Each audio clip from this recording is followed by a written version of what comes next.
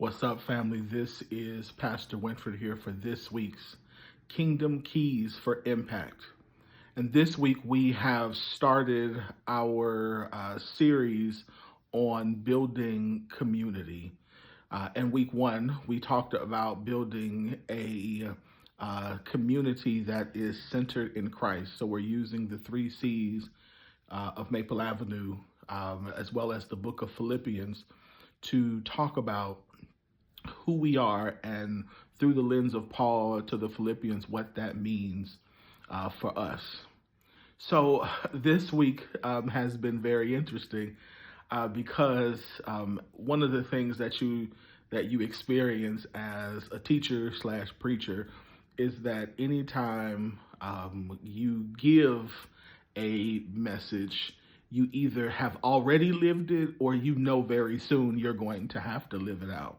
And so this week, already I have been challenged, as I'm sure some of you have, to really stand in what it means to be centered in Christ. So remember, we said that in order to be centered in Christ, that you had to be secure in Christ, and that in order to be centered in Christ, you had to be aware and secure that the results come from Christ and not from ourselves. We talked also about having to be honest with ourselves, take an introspective look into our lives to find out what needed to be de-centered in order that we could really center Christ. So for me, so far, that has looked like having to slow down in certain moments and really check my own personal emotions, my own personal reactions to things and to people.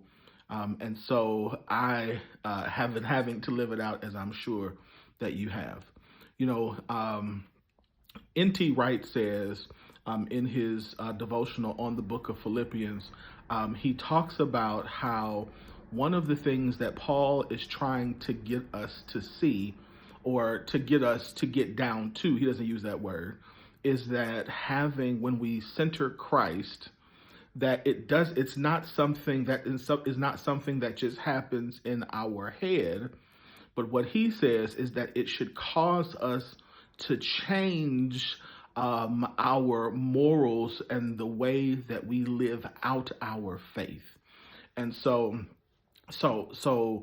as these words from Philippians, as these words from this past week get into you, one of the challenges is that it challenges and causes us to really look at the way that we morally live out our lives. Again, we understand that we're not saved by works. But Paul would also later tell us that if your faith is in Jesus, then therefore the outcome of that, your work should be reflected of Jesus. So we want to make sure that in the places that we are, that our lives are exemplifying the way of this cruciform, this form of the cross, this upside down power in the kingdom, which causes us to do things or to live out life in the way that Jesus would live it out. And I'm so glad that that does not mean that in every instance we are to literally turn the other cheek. But it means what the original meaning, or what the actual instance of turn the other cheek means, which is it means that we as people of the kingdom don't lower our standards to that of the kingdoms of this world, but that we keep our standards. We live out our standards in such a way that they look like the cross. Because we understand that it is not through, like Rome, it is not through the taking, it is not through the enslaving, it is not through going into territory and imposing our will on other people, imposing this Jesus on other people, imposing our faith on other people, but it is through loving them that we see. And love, again, does not always mean agreement. You all know, I've heard me say this before, that loving somebody does not mean that you agree with everything that they do. It means that we develop a relationship that they understand that as we are disagreeing, that does not mean that we are not loving them, that we are even saying that we have to disengage from life, doing life with them. But it could mean that in this area, I have to give you some space and set an appropriate boundary, because that part of your life I can't get with.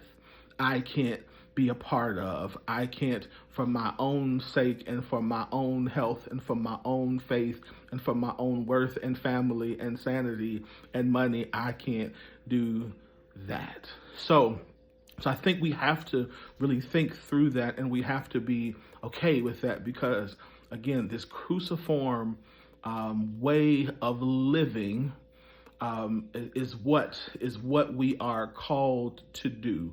We are called to live in the form of a cross, in the form that says it is not my will, but it's God's will that should be done. And understanding that sometimes that's going to lead us into a place where we will not be liked, we will not be popular.